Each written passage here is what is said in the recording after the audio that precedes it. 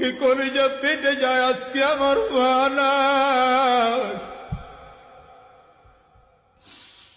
যুবক, এই কষ্টটা তোমাদেরকে আমি বুঝাইতে পারি না। যত জায়গায় যায় মায়ের কথা মনে পড়লে আমি নিজের আবেগ ধরে রাখতে পারি না। কারণ আজকের এই মানুষের সামনে কথা বলার মতো দোয়া আমার মা আমারে করে দিয়েছিলেন। আমার মায়ের বড় চাহিদা ছিল আমার ছেলেটা ওই বড় বড় আলেমদের মতো বয়ান করবে। আজকে আজাদি ঠিকই বড় আলেম হয়ে গেল। আজকে আজাদির দিয়ে আমার মালিক খেদমত না হয়, লক্ষ মানুষের সামনে কথা বলা।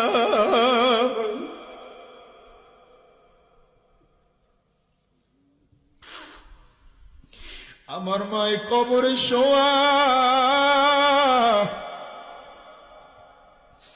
আজকের এই মজলিস আমার মতো কার কার মা নাই? একটু হাতটা উঁচা করে দেখা। কার কার বাবা নাই? আপনারা হাতটা উঁচা করে দেখান। হাতটা একটু তুলে রাখেন, হাতটা নামাইয়েন না। হাতটা তুলে রাখেন, নামাইয়েন না। আমার যুবকগুলো তাকাইয়া তাকাইয়া দেখুক মাহারা মানুষগুলো কেমনে কান্দে। বাবা হারা মানুষগুলোর চোখ দিয়ে কেমনে পানি বের হয়। এই যুবক, ডানে আর বামে একটু তাকাইয়া দেখ। যারা বাবার সাথে বেয়াদবি করো, মায়ের সাথে বেয়াদবি করো, জীবনে বাবার সাথে বেয়াদবি করবি না, মায়ের সাথে বেয়াদবি করবি না, উল্টো পাল্টা রাস্তায় চলবি না। আমি তোর ভাই হিসেবে পায়ে হাতটা দিয়ে বললাম রে ভাই।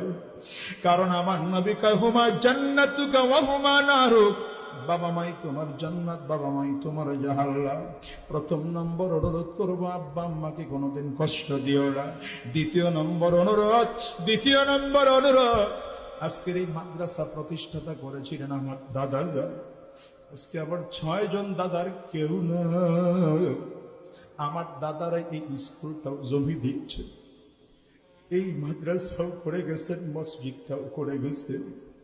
আজকে তারা কবরে শোয়া। আমার বাবাও বৃদ্ধ হয়ে যাচ্ছে, আল্লাহ জানে কোন দিন জানি হারায় ফেলে।